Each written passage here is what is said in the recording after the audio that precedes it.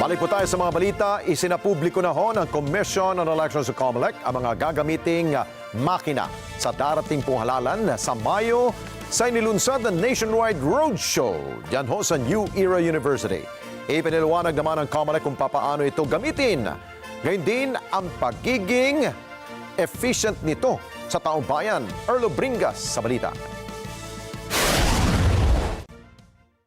Sinimulan ng maisapubliko ng Commission on Elections sa COMELEC ang mga gagamiting makina para sa darating na election 2025 sa Mayo.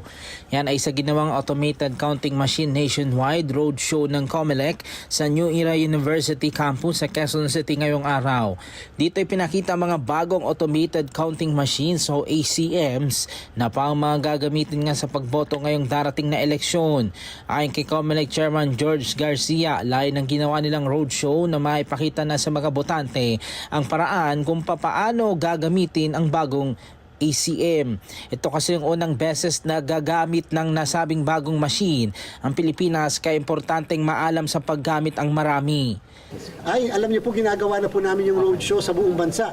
Sinimulan po natin ng December 3, matatapos ngayong January 30. Nationwide po sa lahat ng pinakaliblib na lugar sa ating bansa, pinakamaliblib na barangay, sapagkat gusto natin mas madami tayong mga kababayan ang alam paano gamitin ang makina. Sa ginawang Voters Education Roadshow, dito ipinakita ang tamang paggamit ng automated counting machine mula sa pagboto hanggang sa pagsaksak na ng balota pagkatapos ng pagboto.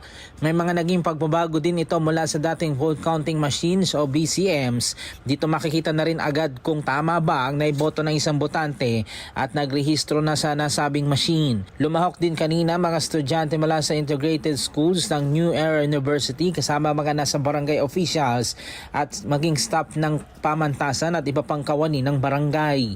So therefore, ang ginawa ng COMELEC, in-upgrade, in-enhance natin ang mga makina. Hindi natin ito binili. Hindi katulad ng mga ginawa dati. Pag binili mo kasi, may maintain mo. I-warehouse mo. Milyon ang bayad. Monthly sa pag-warehouse. I-upgrade mo. Hindi naman na-upgrade yung mga machines na ganyan. So kinakailangan renta lang. At pagkatapos nito, kung pumalpak sila o hindi naging maganda ang performance, o di ibang makina naman.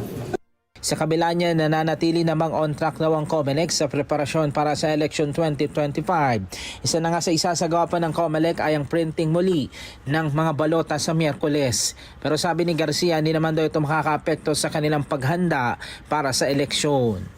Madami po tayong na-move ng mga events, activities, proyekto, programa na dapat ay kaakibat nito. Katulad halimbawa ng training ng 1 milyon nating mga electoral board members na gagamitin sa buong bansa.